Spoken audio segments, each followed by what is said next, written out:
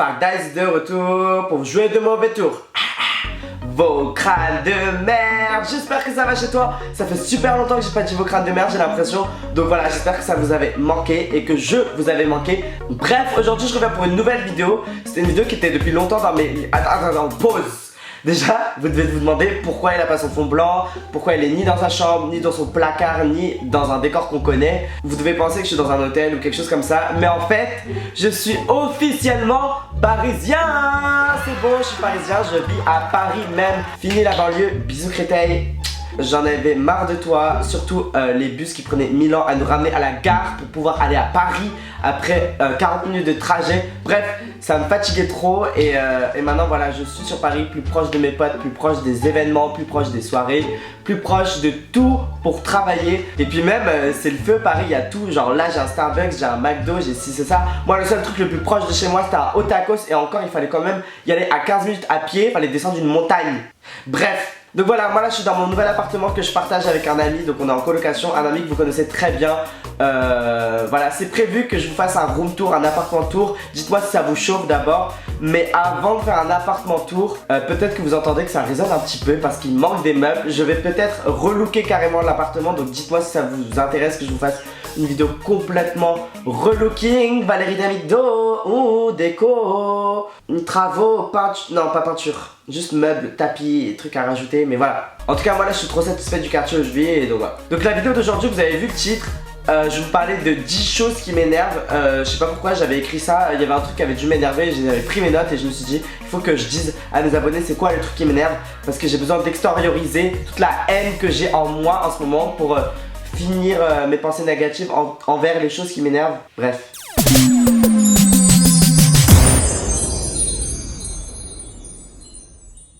Je viens de réaliser mon anti-cerne il est un peu trop blanc. Première chose, les placements de produits de télé-réalité. Tous les gens, tous les candidats qui sortent d'une télé-réalité, forcément, chemin obligé, ils vont signer chez Shona Events. Vous avez beaucoup entendu parler de cette agence, on a tous entendu beaucoup parler de cette agence. La dame qui a fondé ça, je la connais pas. Ma vie, tu fais ton chèque, tu fais ton business, bravo à toi. Maintenant, faut revoir la ligne éditoriale, la DA, la direction artistique de ton agence ou de je sais pas quoi. Peut-être que c'est tout un business et de ça, mais au bout d'un moment, c'est fini le foutage de gueule. Il y a un moment, j'étais beaucoup sur Snapchat et je suivais pas mal de stars de télé-réalité.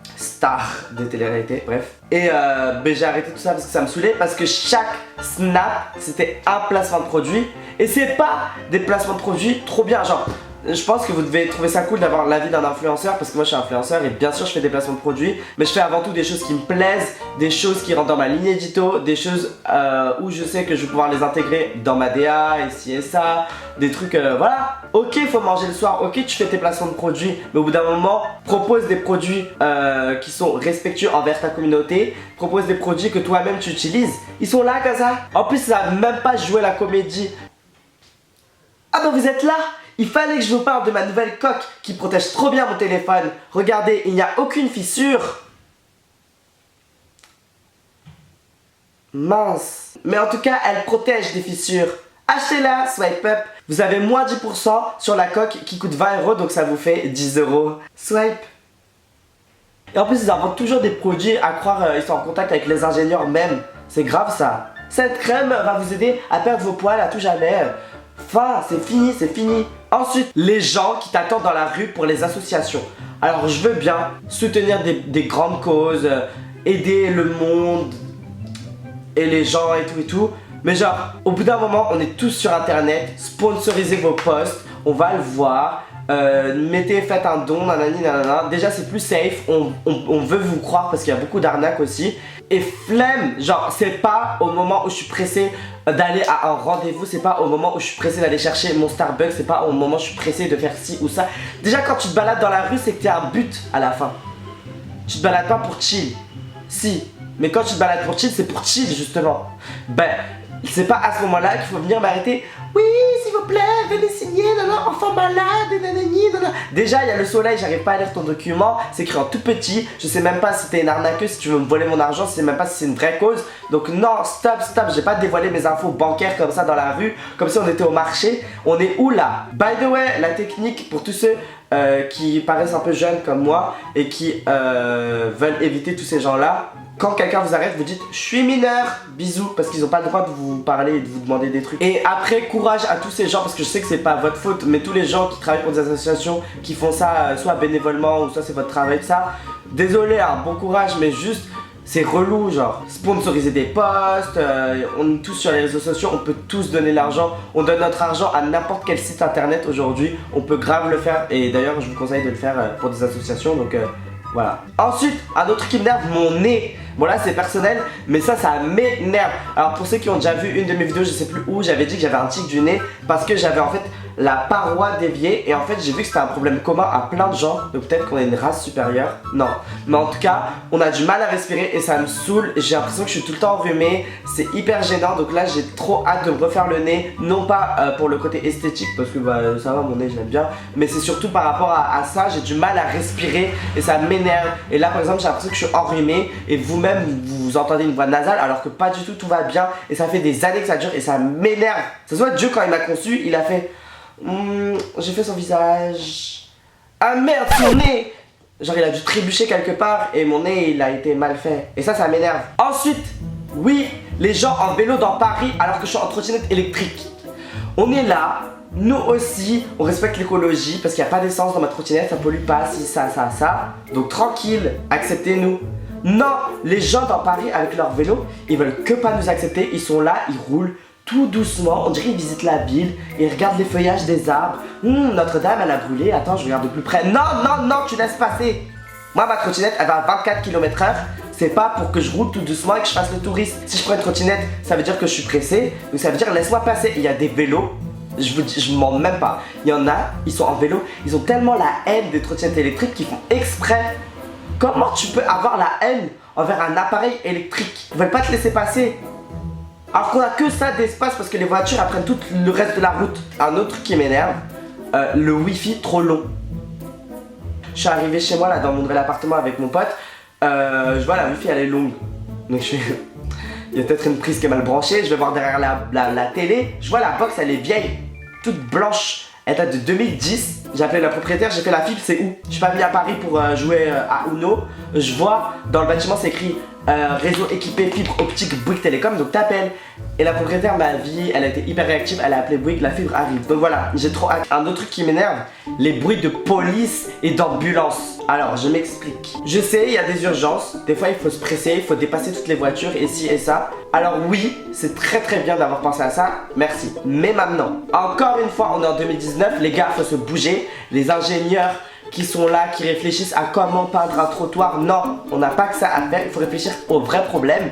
Je comprends pas pourquoi, par exemple, les sirènes de police et d'ambulance, elles sonnent pas directement dans la voiture de la personne. Je sais pas, tu peux avoir accès à son enceinte, à son GPS, à son smartphone pour dire, ouah, pousse-toi, laisse-moi passer. Et là, tu te pousses. Non.